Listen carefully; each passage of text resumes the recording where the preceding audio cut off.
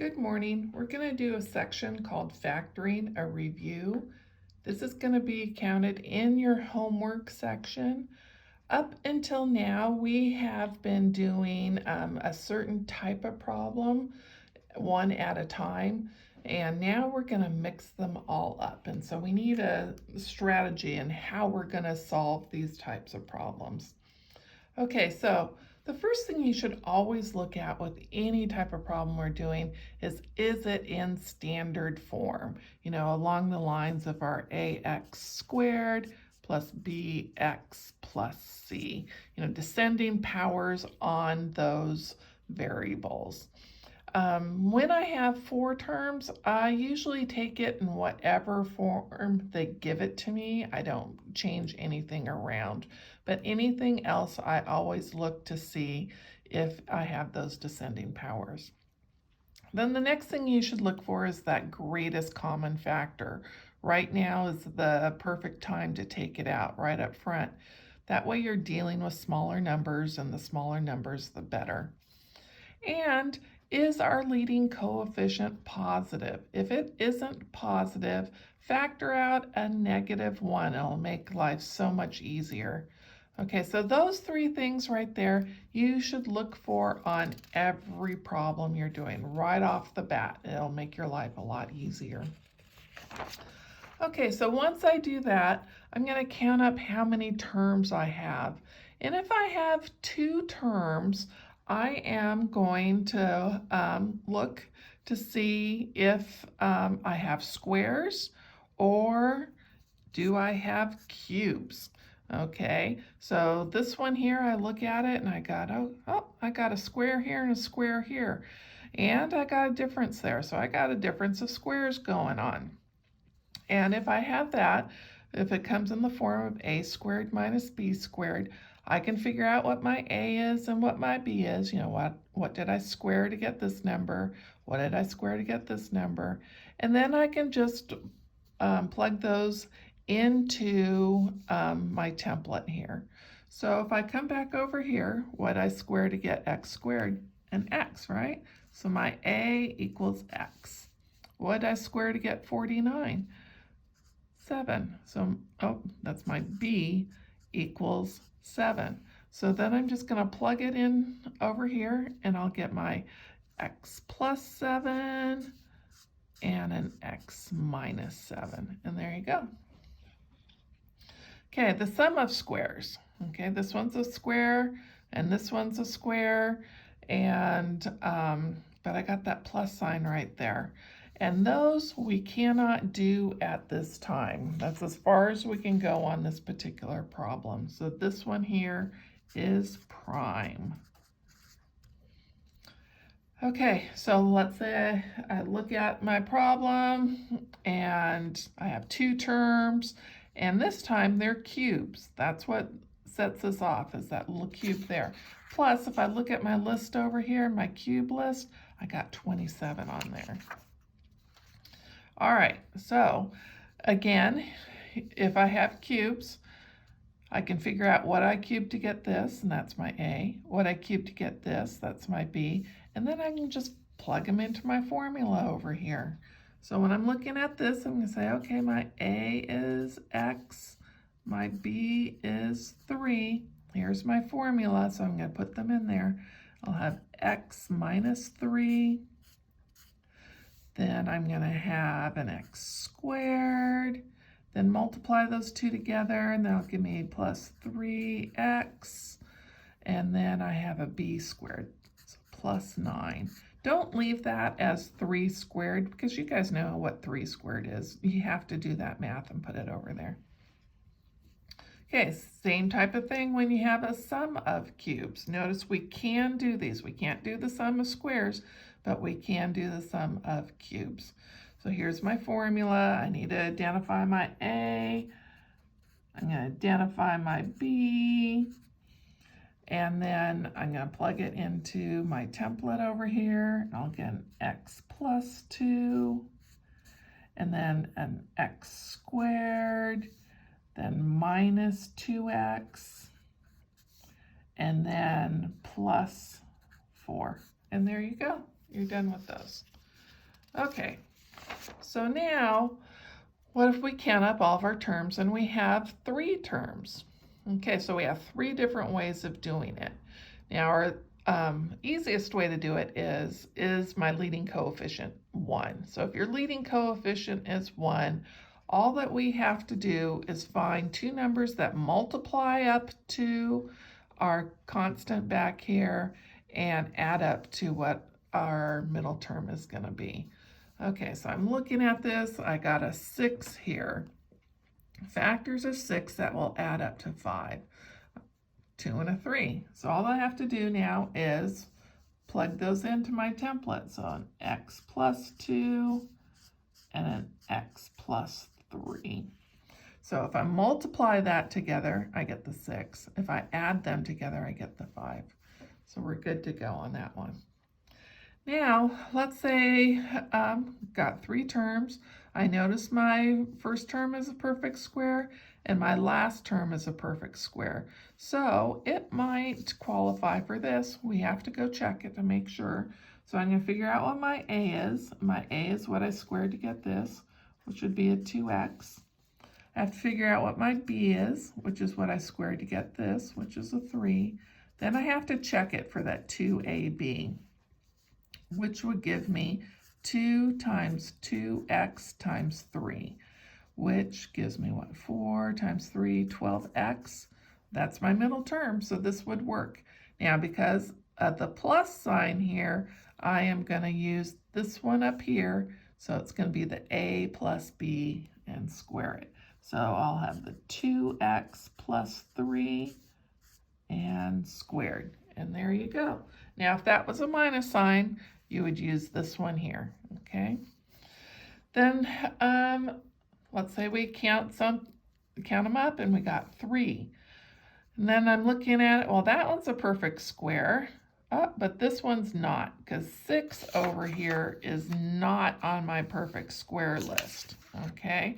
So I'm going to use the AC method on this, and here's what we do for the AC. We find AC. Then we find 2 numbers that multiply up to AC but add up to our middle one. Then we're going to rewrite the middle term using those 2 numbers, and then we're going to factor by grouping. Okay, so AC, 6 times the 4, 24. Factors of 24, that will give me an 11. I'm thinking an 8 and a 3. And because this is positive and that's negative, I know I have 2 negative numbers. Okay, so now I'm going to rewrite that middle term, that 11a, with these right here. So I have 6a squared minus 3a minus 8a plus 4. Okay, now that I have my 4 terms here, I'm going to do factor by grouping. Oh, before I go any further, I want to make sure that those guys right here, those 2 middle terms, add up to that right there, which they do. Okay, so now I am going to factor out a 3a here, and I'll get a 2a minus 1. Then here, because I have that negative there, remember I want this leading term of that little group to be positive, I'm going to factor out a negative and a 4. And I'll get a 2a minus 1. And just because I did a negative, I'm going to check my signs. Negative and a positive, give me a negative. Negative and a negative, give me a positive. Okay, and these guys are the same. Now remember, for this to work, these guys have to be exactly the same. So I'm going to pull out a 2a minus 1, and I'll be left with a 3a minus 4. And there you go. Now there are other ways of factoring these type of problems. If you know a way that works for you, feel free to use that. But it needs to work, okay? All right, then if you have more than 3 terms, try factor by grouping or combining things. Just see what you get. But basically, we're not going to go above 4 terms, so if it does go over 3 terms, you would have 4 terms, then try the factor by grouping. Then always make sure you check your answer to make sure it is factored completely. All right, so let's do a few examples here. So first one looks like this. I am looking to see if it is in standard form. It is. I have descending powers on those exponents. So now I am going to factor out 2x cubed, because I know I have a greatest common factor. So 2x cubed. 2 because that will go into both of those. X cubed because the smallest one here. That's going to leave me an x squared minus 4. Oh man. Well, now look at that. Isn't that a difference of squares? So we can actually go further on that. So this one will be an x plus 2 and an x minus 2. And I need to bring this down. This is part of your answer. If we don't have that, I cannot get back up to my original. So we do need that 2x cubed. Make sure you bring it down. Okay, next one. It's in standard form. Do I have a greatest common factor? Yes, I do. I got a 3 goes into all those, so 3, and an x squared. So factor that out. I get an x squared minus 6x plus 7. Okay, factors of 7, that will give me a negative 6. I don't think I can do anything with that one. Let me see here. Oh, that's not a 7. That's actually a 9. 3 times 9 is 27. Okay, so, oh, well, I can do something with this now. So, I got a leading coefficient of 1, factors of 9, that will give me a negative 6. I am thinking I can do x minus 3 and an x minus 3 like that. And make sure you bring this down. You need it. Okay, and you could have also have written this as 3x squared times x minus 3 squared like that. Okay, next one. I got an x in common, so I'm going to factor that out. Count up my terms. I got 2 terms. I got squares going on, but it's a sum, so that's it. This is as far as I can go. I have to walk away at this point. Next one, the very first thing that pops out to me is I got 4 terms, and if I have 4 terms, I want to do factor by grouping. And I don't want to rearrange anything. I'm just going to leave it the way it is. So let's group this like this.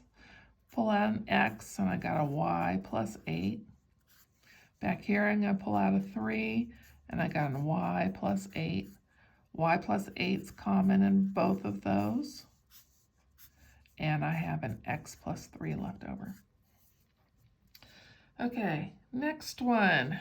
It's in standard form. Greatest common factor would be a 6x. So I got an x squared minus 2x minus 8. Okay, so I got that right there. Let's see if we can do anything in here. Leading coefficient of 1. So I need factors of negative 8 that will give me a negative 2. Well, negative 8, I'm going to go, what, 4 times 2? Yeah, that would work. And since that's negative, I know that one's going to be negative. So x minus 4, x plus 2, and bring that down. All right, so those are the type of problems you're going to have. So on the assignment, it's a homework assignment that's on paper that can be found in the files on Canvas. I'll also try to link it underneath there. Now, I want you guys to do this on paper. I want to see all of your work. When you are done, you can scan it if you have a scanner and send it to ilarson@bluecc.edu. If you don't have a scanner, then just take a picture of it and send it to my phone, which is 541-215-5178. Make sure you identify yourself on there somehow so I know who is submitting this work, okay? All right, thank you. Bye.